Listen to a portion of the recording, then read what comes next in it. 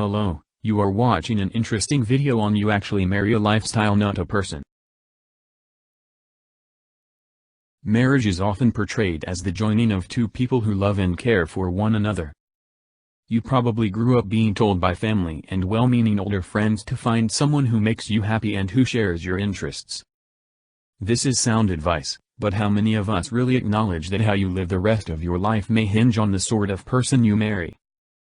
It's important to think not only about how someone makes you feel, but the kind of life the two of you will share.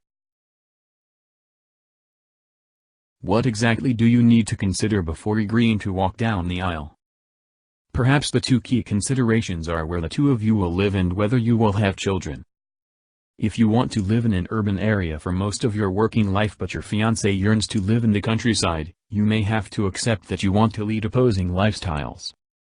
This will require that one or both parties compromise if the relationship is to survive. You should also think carefully about how many children you wish to have, because this will affect the kind of place in which you will live, the amount of disposable income you will have, and the degree of personal freedom you will enjoy. For the sake of any children you may have, you both need to commit fully to the idea of being a parent if you wish to start a family. Financial matters are another area in which it is vital to clarify before getting married. Check that your attitudes towards spending, saving, and debt management are compatible. If one of you has a live-for-the-moment attitude but the other is an ardent saver, this could cause friction in your relationship. You also need to decide on whether you wish to own or rent your home, as this will affect your financial future. For example, if one person wants to buy a house and get a mortgage as soon as possible but the other wants the flexibility of renting, some kind of agreement or compromise is warranted. You should also think about everyday money management. For instance, will you have a joint account or combined finances? Day-to-day practicalities also need to be addressed. For example, who is going to be responsible for the cooking, cleaning, and general upkeep of the home? If the two of you want to have children, who will be their primary caregiver? You should also think about how you will handle your leisure time, and how often you expect to spend an evening or a weekend with your spouse. Make sure that your leisure preferences are such that you can look forward to building a mutually enjoyable lifestyle.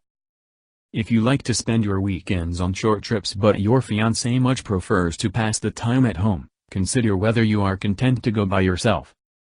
Some couples are happy to spend a significant amount of time apart pursuing their own hobbies and interests, but if you are the kind of person who likes to share as many experiences as possible with your significant other, the marriage and lifestyle on offer may not be right for you. Remember that marriage is not simply a case of picking someone who seems like a good fit and then hoping love will smooth over any cracks. Take a long, hard look at the ways in which marriage to this particular individual are likely to impact you in the future. Taking time to get a realistic picture of what you and your would-be spouse want for the future will allow you to determine whether the two of you are truly right for one another. Thank you and keep watching more informative videos.